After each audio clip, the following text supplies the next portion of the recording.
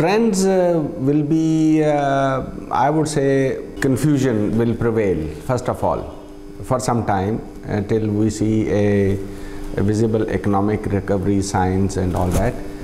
Till that, people would be very shy of investing, particularly in IT, because that is still considered as a luxurious spending, you may call, particularly by the larger segments like banks or the critical government enterprises who need IT infrastructure or services. One other factor which is very visible is a capacity issue that prevails not only within the government but also within private sector. If you recall, or if you would have noticed, that there is a severe shortage of CIOs, for example, and there is a chaos all over.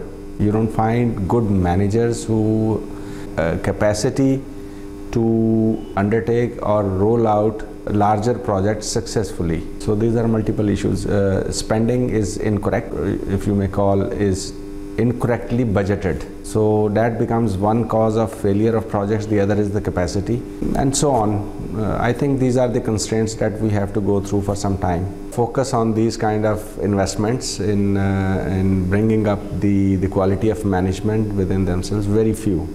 But most, they spend money on branding rather than creating a substance which could be a growth engine for themselves and create a new breed of management for expanded operations. Very few companies invest in training, in project management and other things. Obviously, no one can deny the potential available outside Pakistan. I mean, it's not in billions, it's in trillions of dollars, and not as far as even US or Europe, even within Asia and Middle East and Africa, it's in hundreds of billions of dollars, the addressable opportunity size. We as a system integrator and we as an Infotech, we had gone out of Pakistan, we expanded out of Pakistan partially not because of choice, but as having no choice but to grow ourselves, because if we don't grow, we are going to die. This is the kind of business that we are into. So lots of other companies have also started following us, which is a good sign, and I always encourage people to go out. But there is another issue that we have recently started facing, which is very common. It's not associated with IT business. It's with the other export-oriented businesses also. Is the travel, diplomatic isolation, restrictions or discouraging Pakistanis visas, even by the countries who never used to bother about.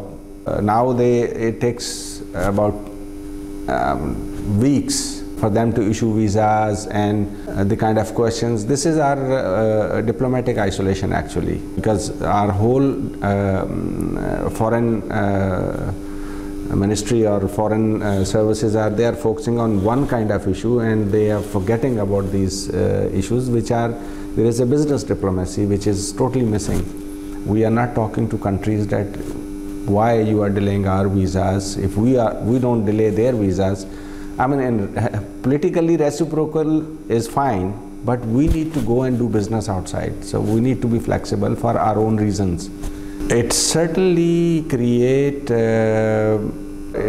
poses influence on things, and it helps if we engage ourselves into talk and keep on working and be visible that we really want to do. Aman Ki Asha itself would not solve every problem, but this is one of those initiatives. I think we need to open dialogue with the Ministry of Foreign Affairs, with the Ministry of Trade, Commerce. We should tell them, look, what is going to be our competitive advantage if we are not even able to go out of our country to meet our customers or to solve their problems. Even if we have to export rice or garments, sometimes we need to go and sit with the customer and have a face-to-face interactions, or in order to give them confidence. It's not that on email everything would happen, so we need to address that issue.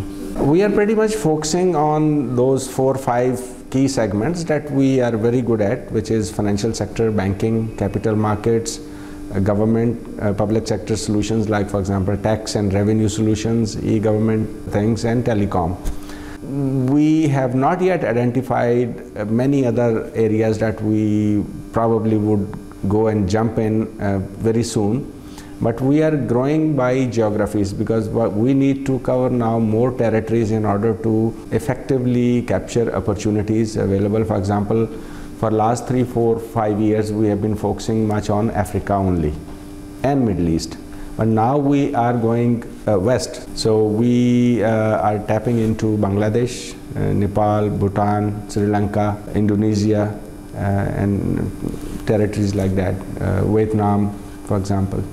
I think it will be unfair to say as compared to India. We are at a situation that we need to find our own competitive edge. And till the time we know what are our strengths, what can be our competitive edge, no matter whether it's India or Jordan or Egypt, we need to have a competitive edge before we enter into competition. Otherwise, you are just wasting time and energy. So we need to find where we can be more effective, where we can get more rewards, and where can we find a low-hanging fruit.